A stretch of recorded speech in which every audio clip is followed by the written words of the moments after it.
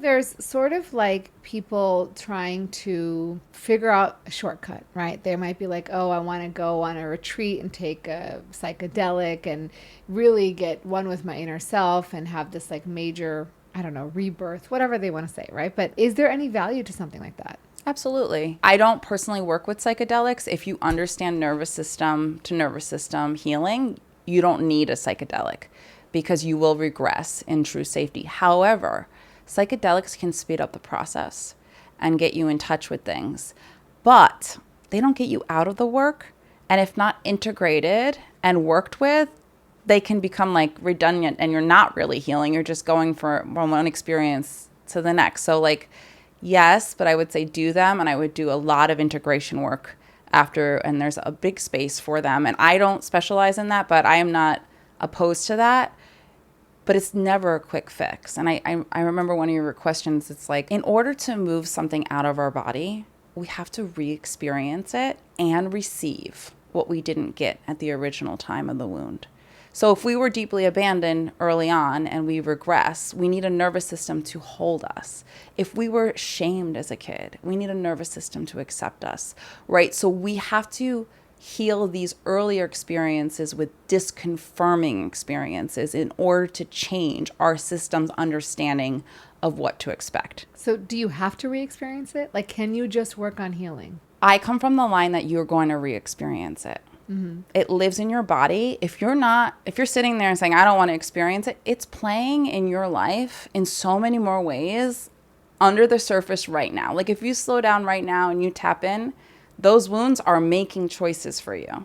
So you're going to have to visit them in order to build a container, a window of tolerance for them, to understand them and to truly integrate them. So I think avoidance is a beautiful protector.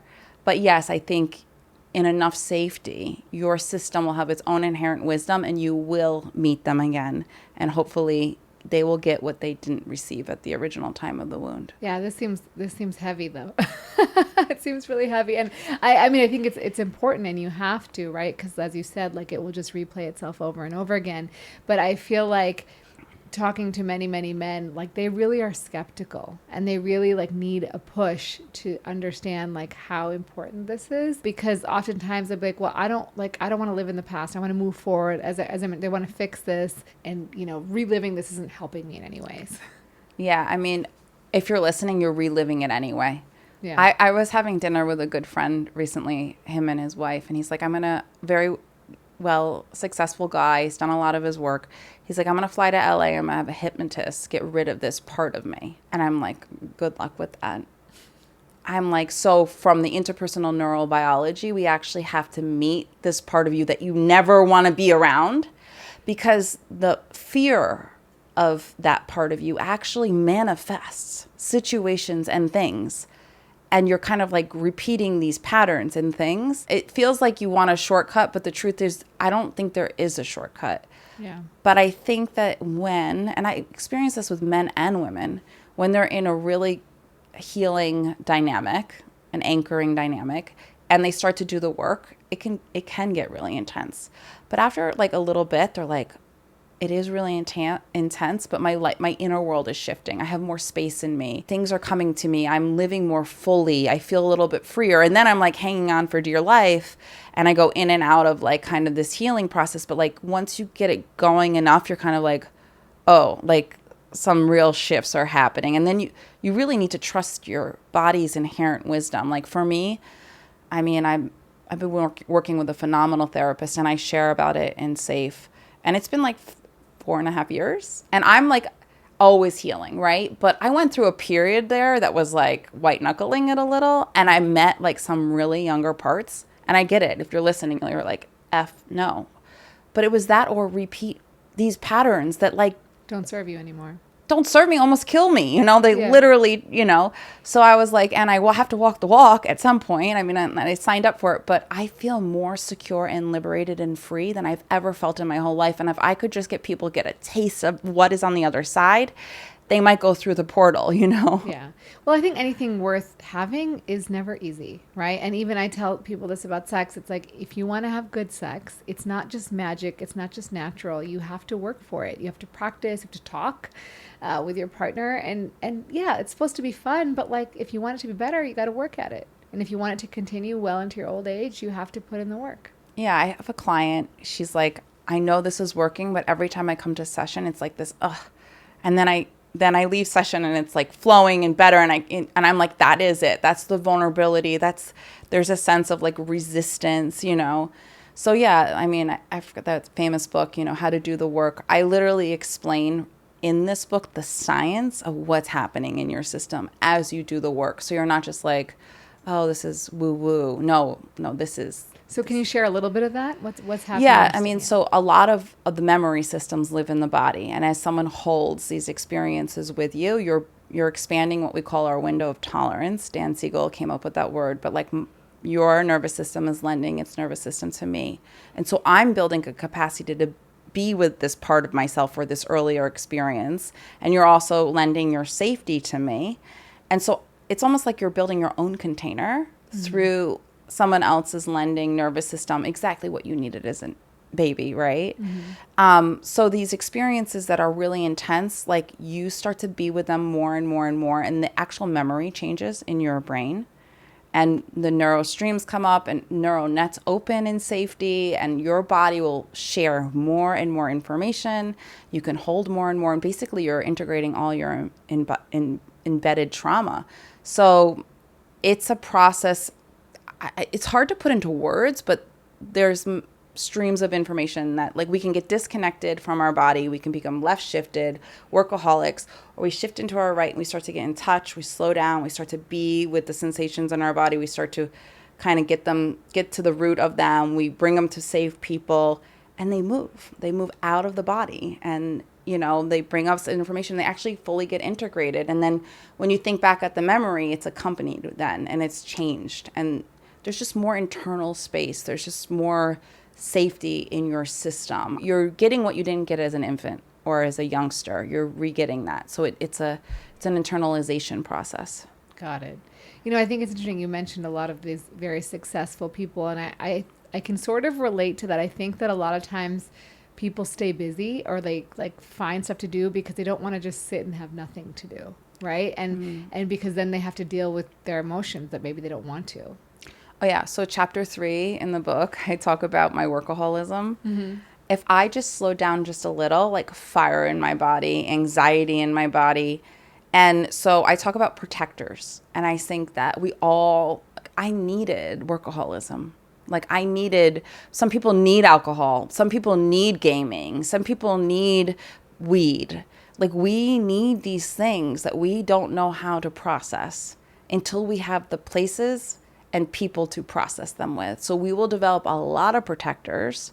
Some of them can be perfectionism. Some of it can be an eating disorder. I mean, the list goes on what we do to cope with our world because we don't know how to actually be with what's going. And they're brilliant. We need them. Like, we can't survive. But when the right environment and the right people show up and we slow down, we can start to be with everything that's inside. And that's when we can start to heal. And that's such an important piece of information because I just don't want people out there like, I'm going to heal in my apartment doing this. It's like, that's just not how healing happens. It's just happens in relationship.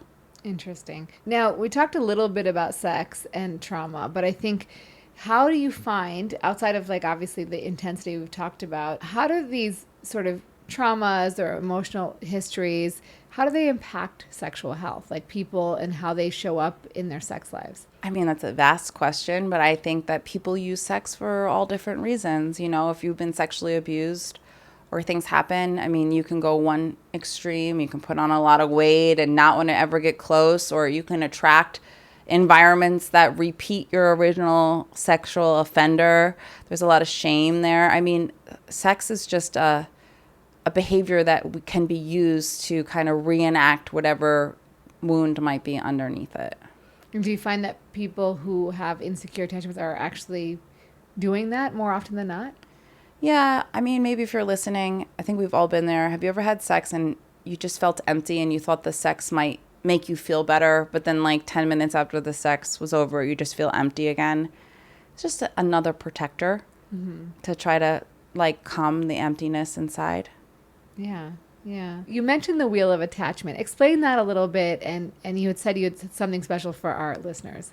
Yeah. So the wheel of attachment's unique to SAFE. And for your audience, you should have gotten a link. And if you didn't, please let me know. It's looking at attachment from a more holistic level. It'll be kind of hard for me to explain here, but on the bottom is secure. On the top is disorganized. Then there's anxious and avoidant. But then you can see how with one parent, for example, you can have secure experiences, and then you can slide up the wheel and also have anxious experiences.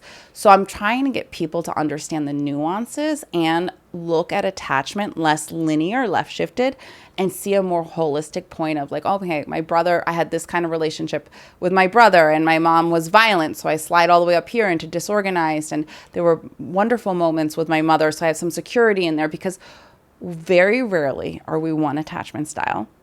Every single early attachment style imprints us.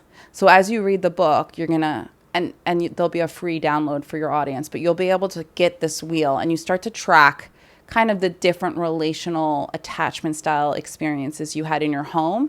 And then you can also see like why you keep attracting someone who is repeating this pattern, or why you pushed your little sister, your clingy sister away, and who reminds you of that. So the wheel is unique to this book. It's not been out there for anybody in the attachment field. It was not created by me. It was created by my mentor, Bonnie Badenoch.